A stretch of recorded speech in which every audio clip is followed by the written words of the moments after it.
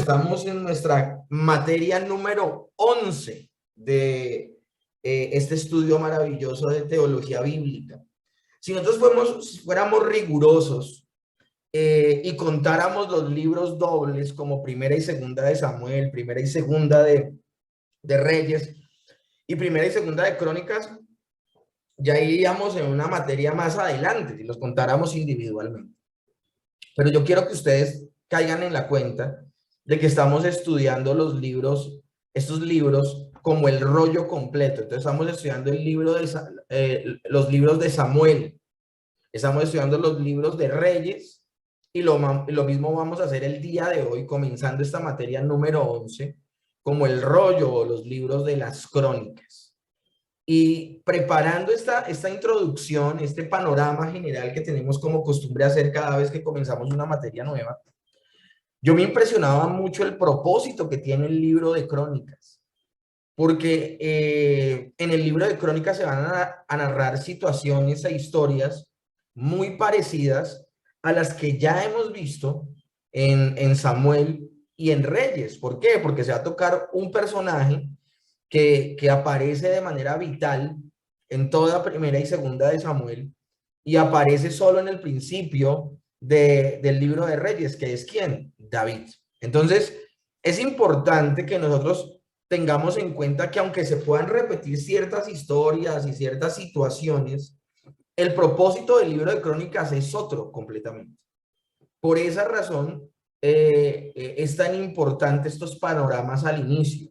Ya luego de dar el panorama, vamos a poder entrar sí a tomar historias particulares, no todas, pero sí historias particulares del libro de Crónicas, donde podamos ver precisamente ese panorama general que hemos relatado pues en la clase número 1. Hoy es el día de nuestra clase número 1 de la materia 11, el libro de Crónicas.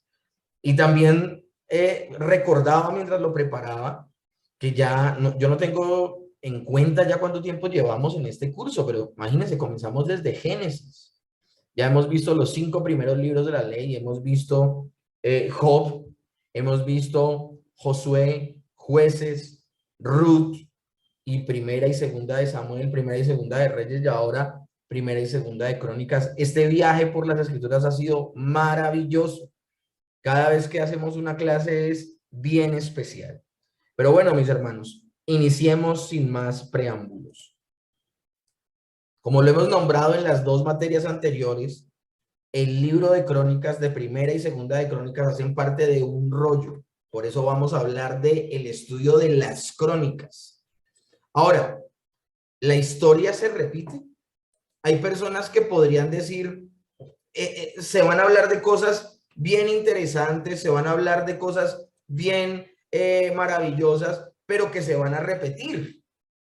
Y mis hermanos, a mí me gustaría llamar la atención en lo siguiente, la ubicación en que está el libro de primera y segunda de Crónicas. En nuestras Biblias está enseguida de primera y segunda de Reyes. Y por eso, si uno está leyendo la Biblia y uno ya ha leído primera y segunda de Samuel, ha leído primera y segunda de Reyes, cuando se encuentra con primera y segunda de Crónicas, uno puede verse como en la tentación de no leer esos libros. Uno dice, bueno, pero ¿para qué leer lo mismo, la repetición de la repetidera? Y de pronto caer en el error de saltarse. Pero mis hermanos, yo quiero hacer una comparación, quiero que vean esta diapositiva. Aquí está el orden en que están nuestras Biblias, los libros de la Biblia, Génesis, Éxodo, Levítico, Números, Deuteronomio. Y luego sigue Josué, Jueces, primera y segunda de Samuel, primera y segunda de Reyes, primera y segunda de Crónicas. Nosotros este orden no lo hemos respetado mucho porque hemos, por ejemplo, ya visto, por acá adelante está el libro de... Ahora, esta foto que conseguí, mis hermanos, me van a disculpar, contiene libros apócrifos. Entonces, pero es que me llamó poderosamente la atención, esto hay que quitarlo. Y voy a cambiar esta diapositiva, hasta ahora me doy cuenta. Pero lo tremendo del asunto, mis hermanos, es que aún dentro de los libros, nosotros cuando terminamos los primeros 5 libros de la Biblia, incluimos en esos 5 libros, en esos 5 primeros libros de la Biblia escritos por Moisés a Job, porque estamos abordando la Biblia de una forma cronológica. Entonces, si hablamos de una forma cronológica, Primera y Segunda de Crónicas, no debería venir acá. Y lo vamos a estudiar hoy bien exactamente. Vamos a estudiar lo que dice el libro. Y mis hermanos, cronológicamente, lo que debería suceder inmediatamente después de terminar el libro de Reyes sería hablar o bien sea de todos los profetas o de lo que sucedió posterior a cuando ellos vuelven de la deportación, que es lo que dicen Esdras y Nehemías. Pero mis hermanos, yo quiero llamar poderosamente la atención a esta situación. En el Antiguo Testamento, como aparece en el texto judío, mis hermanos, en el texto judío, quiero que presten especial atención a esto. Miren este cuadrito que aparece aquí abajo. El último libro de todo el Antiguo Testamento, el último libro de todo el Antiguo Testamento en el texto judío no es Malaquías, mis hermanos, es Primera y Segunda de Crónicas. Y esto es importante que ustedes lo tengan en cuenta, mis hermanos. Primera y Segunda de Crónicas es el último libro que aparece en el Antiguo Testamento en el texto judío. ¿Por qué? Porque Primera y Segunda de Crónicas tiene el propósito de hacer un resumen de toda la historia judía. Primera y Segunda de Crónicas resume toda la historia judía. Y este propósito, mis hermanos, lo podemos ver con la primera palabra que aparece en el libro. La primera palabra que aparece en el libro de Crónicas, de Primera de Crónicas, en el capítulo 1, en el verso 1, es el nombre Adán. Y el último párrafo de Segunda de Crónicas, el último versículo, nos relata el regreso de Israel del exilio. Y aunque nosotros no sabemos quién es el autor de Primera y Segunda de Crónicas, es un autor desconocido, no se sabe quién es. Lo que sí podemos asegurar, mis hermanos, es que es una persona que vivió siglos después del regreso del exilio. No es una persona que vivió en el tiempo de Esdras y Nehemías, no. Es una persona que vivió siglos después del regreso del exilio. Cuando esta persona empieza a narrar el libro, para el autor desconocido de Primera y Segunda de Crónicas, ya ha sucedido hace tiempo la reconstrucción del templo por mano de Esdras. Y también se ha reedificado nuevamente Jerusalén, los muros con ella, como lo hizo Nehemías. Entonces, mis hermanos, el libro de Esdras y Nehemías, que son los libros que narran la reconstrucción del templo y también cómo se vuelve a restaurar Jerusalén, nos deja ver que las cosas no están saliendo bien en ese tiempo, que las cosas no están saliendo como deberían marchar.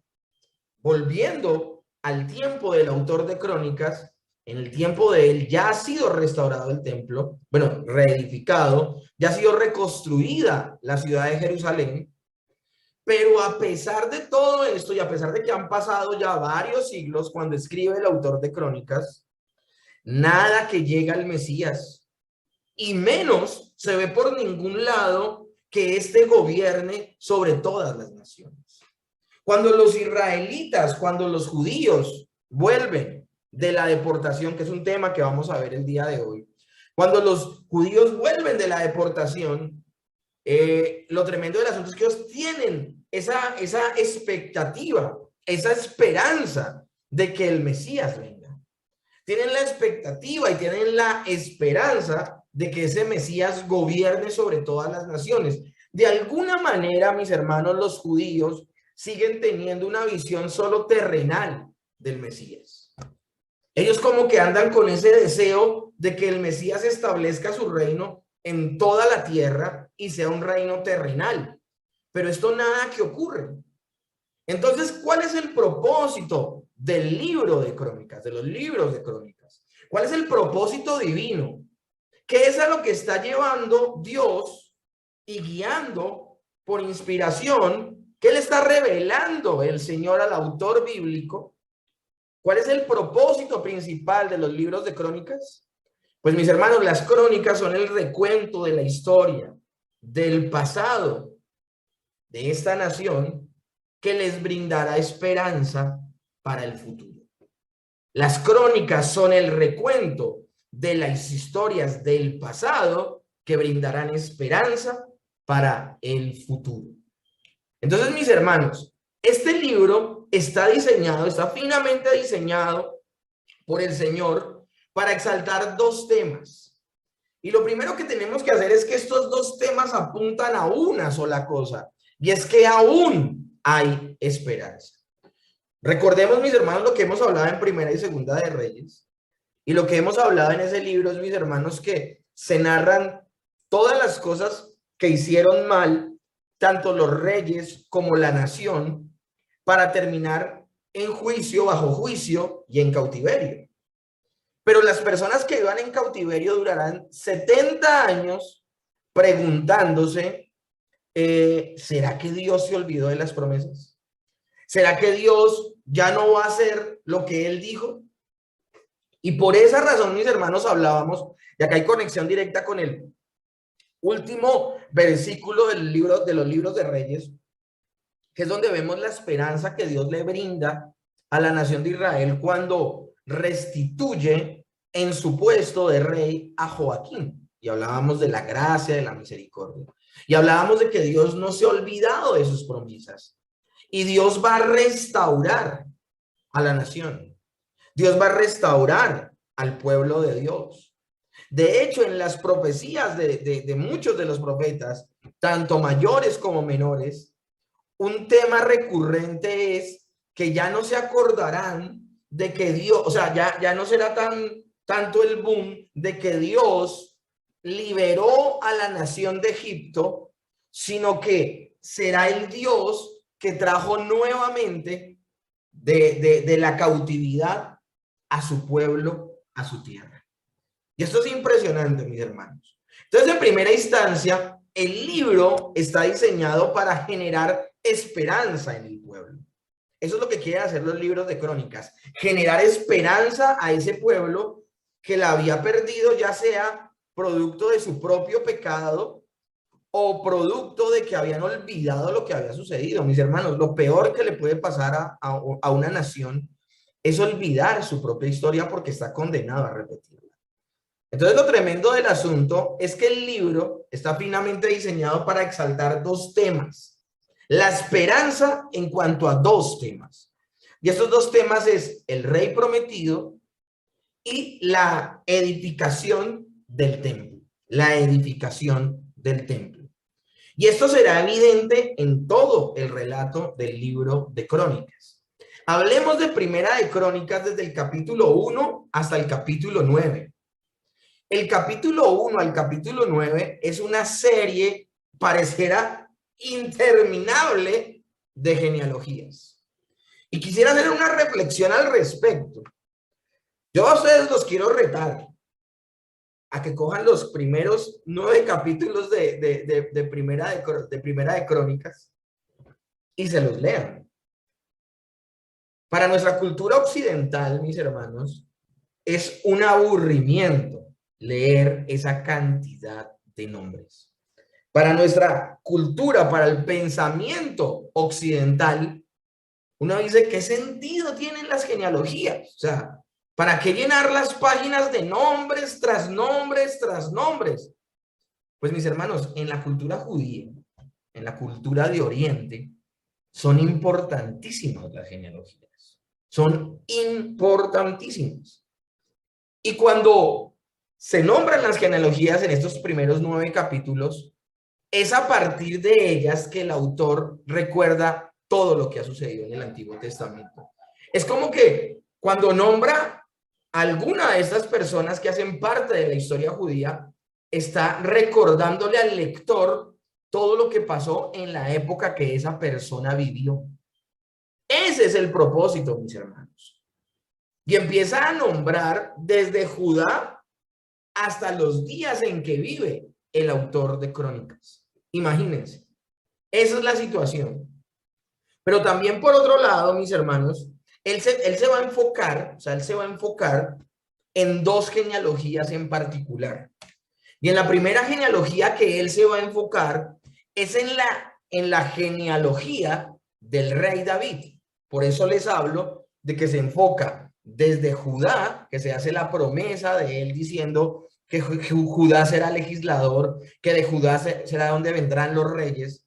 Desde allí se enfoca hasta el mismo tiempo en que se está escribiendo el libro de Crónicas. Pero por otro lado, también el autor se va a enfocar en otra genealogía importante, y es en la descendencia de Aarón. Entonces estamos viendo que se van a exaltar dos genealogías en estos primeros 9 capítulos. Se van a hablar de muchas genealogías, de muchos árboles genealógicos, pero en particular va a haber un énfasis en la genealogía del rey y en la genealogía del sacerdote. Y mis hermanos, aún en las genealogías, entonces estamos viendo que esto está apuntando es al Mesías, mis hermanos. Por eso yo no concibo otra forma de estudiar los libros que venimos estudiando. O sea, se perdería tanta riqueza, se perdería tanta maravillosa perla escondida en estos textos si nosotros no leyéramos la Biblia apuntando a Cristo. Nosotros no nos daríamos, por ejemplo, cuenta de esto, de que el autor de Crónicas está enfocándose en dos genealogías importantes, la genealogía de Judá, el rey, y la genealogía de Leví, Aarón, porque el Señor Jesús es el que se va a presentar como el perfecto rey, como el perfecto sacerdote, así como también le ha anunciado a Moisés que será, Dios le ha anunciado a Moisés que el Mesías será el perfecto profeta. Entonces, mis hermanos, el libro está diseñado para manifestar esperanza. Y como les he hablado, tiene dos temas de énfasis: el rey prometido y la reconstrucción del templo. Pero sobre todo, lo que se hace en el templo, la adoración, el sistema sacrificial, el sacerdocio levítico. Pues mis hermanos, esos dos énfasis también se demuestran solo en los primeros 9 capítulos al enfocarse el autor en estas dos genealogías: la descendencia del rey y la descendencia de los sacerdotes. Ahora, Primera de Crónicas, del capítulo 10 al capítulo 29 nos va a contar la historia de David, pero nos va a contar la historia de David de otra forma, porque en el libro de Crónicas, mis hermanos, van a haber historias selectas del rey David. Vuelvo y repito, historias selectas, no cualquier historia. Ahora, en el libro de Crónicas no se va a contar de manera minuciosa la vida de David. De hecho, ni primera ni segunda de Samuel lo hacen. La Biblia no habla nada del nacimiento de David. La primera vez que se presenta a David es un joven que está cuidando ovejas. Entonces, Primera y Segunda de Crónicas no tiene el propósito de ser minucioso en cada aspecto de la vida de David, sino que se va a enfocar en ciertos momentos por una razón. Y ya les voy a explicar cuál es esa razón. Ahora, por un lado, no solo no es minucioso, sino que el autor, guiado por Dios, va a contar solo algunos acontecimientos específicos, sino que también el autor, guiado por el Señor, va a dejar fuera mucha información. Van a quedar fuera de la narración todas las historias donde David es retratado como débil o como un rey inmoral. Es decir, en Primera y Segunda de Crónicas no se va a hablar nada negativo de David, sino que todo lo que se va a hablar de David va a ser positivo. En Primera y Segunda de Crónicas va a quedar fuera cuando Saúl persiguió a David. Va a quedar fuera de Primera y Segunda de Crónicas cuando David acecha a Betsabé, la ve desnuda y se llega a ella. En el libro de Crónicas va a quedar fuera cuando David manda a matar a Urías Eteo y conspira. Todo este material, toda esta historia va a quedar fuera. Y más bien el libro de Crónicas se va a enfocar en todas las historias positivas del rey David. Y se va a incluir material nuevo que no encontramos ni en Primera ni en Segunda de Samuel, que muestran a David de una forma ejemplar. Primera de Crónicas, capítulo 22 al capítulo 29, va a mostrar, por ejemplo, a un David haciendo los preparativos para la construcción del templo. Va a mostrar a un David que busca los recursos, que llama a los constructores, que organiza los coros. Mejor dicho, una persona que está detrás de todo lo que se va a hacer en el templo. Pero también Primera de Crónicas 28, verso 11 al 19, nos va a mostrar algo que no nos mostró ni Primera y Segunda de Reyes. Primera y Segunda de Reyes nos muestra a un David diciéndole a Salomón que haga el templo y dándole algunas instrucciones para que sea sabio su gobierno, pero nada más. Crónicas, en el capítulo 28 de su primer libro, de la primera parte de Crónicas, en el capítulo 28 del 11 al 19, se va a mostrar a David como semejante a Moisés. ¿Por qué? Porque David recibe de Dios los planos del templo, así como a su vez Moisés recibió de parte de Dios los planos para hacer el tabernáculo. Entonces acá estamos viendo cosas bien interesantes, estamos viendo cosas maravillosas, mis hermanos. Material inédito hasta ese momento, material nuevo. Ahora, mis hermanos, ¿por qué este nuevo enfoque del libro de Crónicas? ¿Por qué? ¿Será que el Señor pretende ocultar el pecado de David? Pues mis hermanos, el Señor no se contradice. Proverbios 28:13 dice, el que encubre su pecado no prosperará. Ahora, ¿cómo se puede encubrir algo que la misma Biblia ya ha narrado en Segunda de Samuel, capítulo 11? O sea, la Biblia no va a negar esto. Entonces el propósito no es esconderlo, mis hermanos. Más bien el propósito de este enfoque es mostrar a David como tipo de Cristo. Y por eso vuelvo y le repito, mis hermanos, no hay otra forma, no hay otra forma de leer la Escritura, sino que con toda ella apuntemos a nuestro Señor Jesucristo. El mismo profeta Jeremías, el mismo profeta Ezequiel han llamado a el Mesías un nuevo David, haciendo un puente directo en que el rey David era un tipo del Señor Jesucristo. Ahora, el libro de Crónicas no está perdiendo de vista el pacto davídico. No lo está perdiendo de vista. Miren cómo lo narra precisa primera de Crónicas, capítulo 17, verso 12.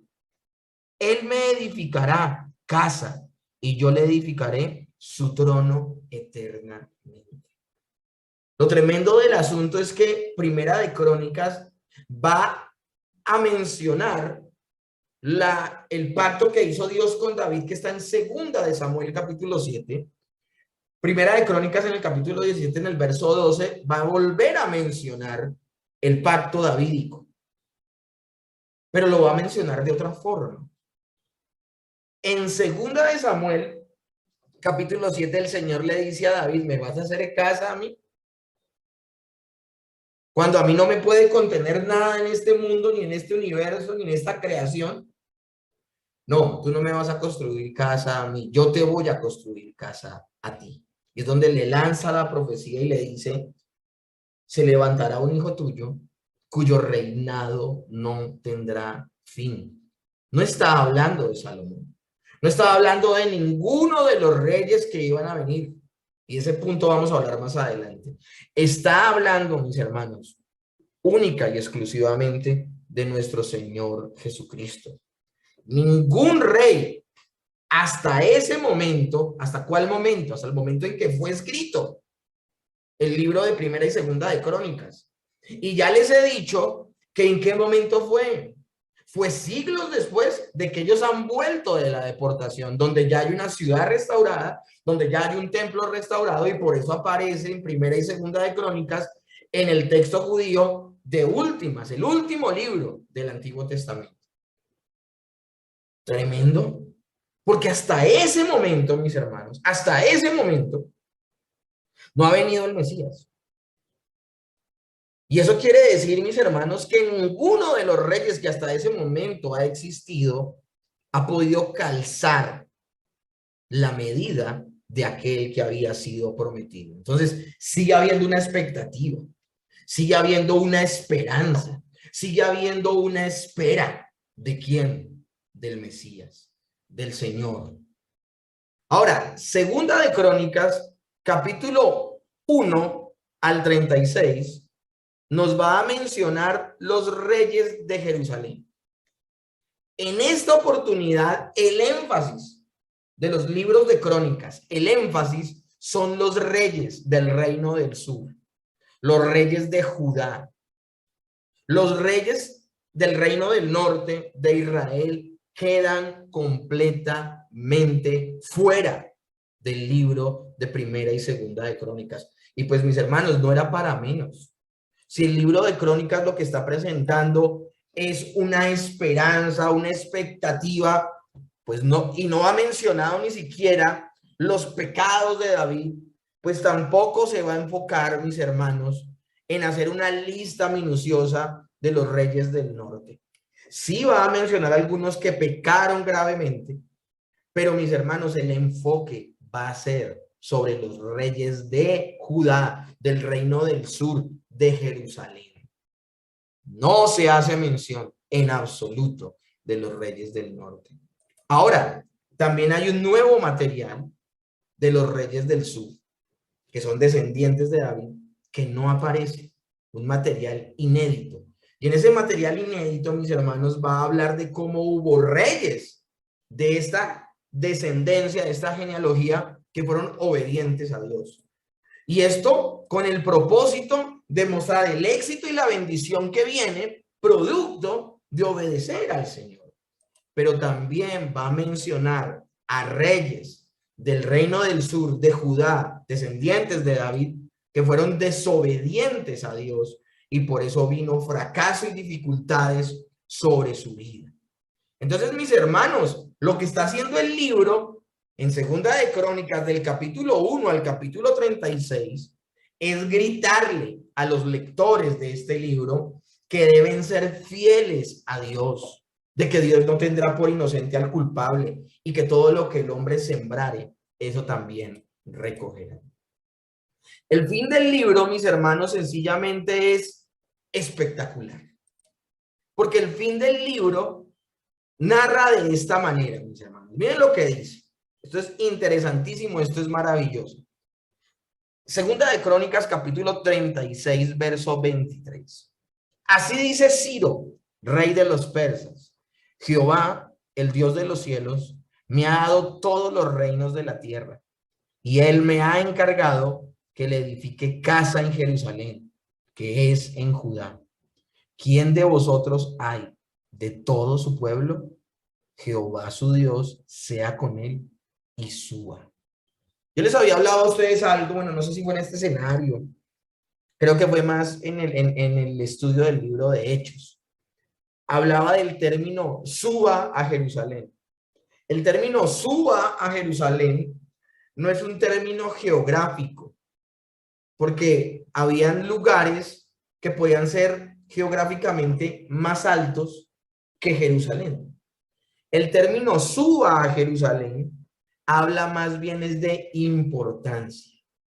Suba a Jerusalén es como, hombre, allí es donde queremos rendirle culto al Señor. En ese momento en particular, como lo hemos visto en el libro de Hechos, mis hermanos, va a venir el Señor en el tiempo en que Él vino, por su vida, por su obra, por su vida perfecta, su sacrificio perfecto. Él podrá decirle a la samaritana que Dios vendrá ni cuando en Samaria adoren, ni cuando en Jerusalén adoren. Acuérdense que esta revelación es una revelación progresiva. Y en el progreso de esta revelación hubo un momento donde era necesario peregrinar a Jerusalén porque ahí estaba el templo, o peregrinar al lugar donde se encontraba en particular antes del templo el tabernáculo. Y allá sí tocaba peregrinar hasta ese lugar y rendir culto allí. Pero luego, apuntando al propósito maravilloso del Señor, que era llenar la tierra de su gloria, llenar toda la tierra de la gloria de Dios, es por esa razón que luego del Pentecostés, luego de la muerte y resurrección y ascensión del Señor, y luego del Pentecostés, se cumple la gran comisión de ir y llevar el evangelio a todo lugar, a toda nación, a toda lengua, a toda raza. Pero como esto es una revelación progresiva, tenemos que entender el momento en que está sucediendo esta situación. En este momento era vital, mis hermanos, restaurar Jerusalén, volver a reedificar el templo que se construye en tiempos de Esdras, la ciudad levantarse y que la gente vuelva a peregrinar allí a rendir adoración. Era importantísimo que eso sucediera en ese momento en particular. Ahora, con este texto que les estoy mencionando, les estoy nombrando, lo extraordinario es a quién Dios usa. El Señor ha prometido por boca de los profetas que el tiempo en que va, y eso también lo vimos la semana inmediatamente anterior, hablábamos de que Jeremías había profetizado 70 años de cautiverio. Lo tremendo del asunto es que quienes se llevan en cautiverio al reino del sur, a Judá, quien destruyó Jerusalén, que también lo vimos la semana inmediatamente anterior, fue Babilonia, a cargo de Nabucodonosor. Pero luego de que Nabucodonosor muere, y luego de que se suscita otro rey, lo tremendo del asunto, mis hermanos, es que a Babilonia viene y la destruyen los medos y los persas. Y es precisamente Ciro, el rey de los persas, el que en el año 70 Dios mueve su corazón para que él promueva, para que él patrocine, para que él motive. Esto es extraordinario. Para que la gente que ha estado cautiva 70 años vuelva a su tierra y al volver a su tierra reactiven la economía de la ciudad y que vuelvan a reactivar también su religión. Es una cosa impresionante. Ahora, explicándole esto, déjenme leerles nuevamente segunda de Crónicas 36:23. Con este verso termina Crónicas. Así dice Ciro, rey de los persas: Jehová, el Dios de los cielos, me ha dado todos los reinos de la tierra. Ayer en la predicación que dábamos en el culto de oración, yo les hablaba acerca de darle la gloria a Dios. Lo importante de reconocer que lo que tenemos o lo que perdemos o todo lo que pase con nuestra vida es Dios el que lo permite. Por ejemplo, Dios le otorga la gran Babilonia a Nabucodonosor, y Nabucodonosor en un momento se envanece y dice: no, yo fui el que construí la gran Babilonia, y por esa razón él queda, creo que 5 o 7 años como una bestia, pierde la razón hasta que reconoce que fue Dios, no él. Una cosa impresionante, el darle la gloria a Dios. Eso es lo que estamos viendo aquí con Ciro, un rey persa, una persona que no practica el judaísmo, una persona que no practica la religión hebrea, la religión judía. Ciro es un pagano, pero Dios mueve el corazón del rey Ciro a que promueva todo esto, a que se cumplan los tiempos. Mis hermanos, ese es el Dios que nosotros tenemos. Dios es el que inclina el corazón del rey hacia lo que él quiere. Y Dios está actuando en Ciro. Y está despertando su corazón para que se cumpla la profecía de que la gente vuelva del cautiverio. Así como el Señor actuó en Ciro, se abstuvo de actuar en Faraón. Y por eso Faraón, en lugar de facilitarle las cosas al pueblo de Dios, se las dificultó. Entonces esto es interesante que nosotros lo tengamos siempre en cuenta. Qué válido, qué necesario, qué oportuno es orar por nuestros gobernantes. El Señor no solamente es el Dios de las promesas, el soberano de las promesas. Dios también es el soberano de los tiempos, de la historia. Lo que sucede, sucede porque Dios lo ha determinado, mis hermanos. Ahora, voy a leerles lo mismo de Ciro, rey de Persia, pero desde el libro de Esdras. El año primero del reinado de Ciro, rey de Persia, el Señor, para cumplir lo que había anunciado por boca del profeta Jeremías, movió a Ciro a proclamar de palabra y por escrito en todo su reino este decreto. Esto dice Ciro, rey de Persia: el Señor, Dios del cielo, me ha entregado todos los reinos de la tierra y me ha encargado de edificar un templo en Jerusalén de Judá. Los que pertenezcan al pueblo del Señor, que vayan a Jerusalén de Judá para reconstruir el templo del Señor, Dios de Israel, que habita en Jerusalén, y que Dios los acompañe. Amén. Contextualicemos, mis hermanos, no lo que les acabo de leer, porque ya se los contextualicé. Contextualicemos Primera y Segunda de Crónicas. ¿Cuándo está siendo escrito este libro? Este libro está siendo escrito cuando ya todo esto pasó. Y cuando yo digo ya todo esto pasó, ¿qué es lo que ya todo pasó? Lo que les he narrado en Primera y Segunda de Reyes, mis hermanos. Lo terrible, lo catastrófico que fue que por desobediencia el pueblo se apartara de Dios. Viene un juicio, vienen tremendas consecuencias. El reino del norte se pierde, es succionado, podemos decir, por la nación asiria, y ellos, ya que venían completamente mal, se terminaron de apartar del Señor y nunca retornaron del exilio. Mientras que los que fueron deportados a Babilonia del reino del sur, ellos 70 años después vuelven. Mis hermanos, estos libros el Señor los ha permitido para que la gente lea y entienda lo que pasó, lo que sucedió. Pueden haber muchas personas, en el momento en que se escribe Primera y Segunda de Crónicas, vuelvo y les repito, han pasado muchos años, han pasado muchos reyes, ha pasado de todo, mis hermanos, y nada que llegue al Mesías. Entonces estos libros lo que están haciendo es llenar de esperanza al pueblo. Primera y Segunda de Crónicas están a lo último del Antiguo Testamento, es el último libro del Antiguo Testamento en el texto judío. ¿Para qué? Para que en esos 400 años de silencio que van a venir, desde el último profeta que habló hasta que venga Juan el Bautista, la gente no pierda la esperanza. En esa transición del Antiguo al Nuevo Testamento, para que la gente no pierda la esperanza. Y para que la gente pueda ver, y por eso el énfasis optimista del libro.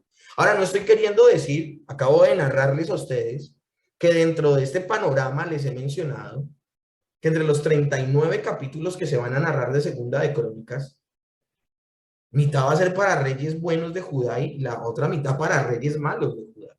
Porque el Señor quiere mostrar, ojo, yo soy fiel, tengo misericordia, pero a los que se olvidan de mi palabra y se olvidan de mí, no les va a ir bien. Entonces lo que está procurando el libro de Crónicas, palabras más, palabras menos, es generar esperanza. Es que la gente vuelva a tener un objetivo claro y continúen esperando el advenimiento del Mesías, mis hermanos. Dios no retarda su promesa, según algunos la tienen por tardanza, sino que es paciente para con todos, no queriendo que ninguno se pierda, sino que todos procedan al arrepentimiento. Nunca Dios ha llegado tarde a sus promesas. Sus promesas se cumplirán el día que se tengan que cumplir. Y así como el Señor llegó el día que tenía que llegar en el año 1, también el Señor llegará y volverá por segunda vez cuando el Padre lo ha determinado desde antes de la fundación del mundo. Lo que tenemos que hacer nosotros, así como los judíos de la época en que se escribió el libro de Crónicas, era aguardar con esperanza, con la misma expectativa y con la misma fe de siempre. No podemos, miren mis hermanos, así de duro es el corazón del hombre. Hubo personas del pueblo de Dios, de Israel, de Judá o de Judea, que se va a llamar así ahora en el Nuevo Testamento. Personas que durante el cautiverio, mis hermanos, se llenaron de motivos contra Dios. Dios se olvidó de las promesas. ¿Qué hacemos aquí? Éramos el pueblo de Dios. ¿Por qué nos entregó a Babilonia? O sea, tras de cotudos con paperas, se dice por aquí en Colombia. Encima de que han pecado, de que han habían fallado gravemente delante de Dios, ahora Dios les salió a deber, pues estos libros, mis hermanos, primera y segunda de Samuel, primera y segunda de Crónicas. Bueno, yo soy como que me limito un poco. Toda la Biblia, todo lo que hemos visto desde Génesis hasta Crónicas, es el relato escrito para que la gente no se olvide de que Dios siempre ha permanecido fiel, que si alguno ha sido infiel, ha sido el hombre. Pero Dios se mantiene fiel. Y es lo que vamos a ver desde el capítulo 1 de Crónicas, que el primero que se menciona es Adán, hasta el último capítulo 36 de Segunda de Crónicas, donde vemos estas acciones de Ciro, un rey pagano que hace todo, se metió la mano al bolsillo, liberó un poco de gente que llevaba viviendo con él 70 años y se metió la mano al bolsillo y él patrocinó la reconstrucción del templo y la edificación nuevamente de Jerusalén. Esto es maravilloso, esto es increíble. Esto, mis hermanos, es el libro de Crónicas.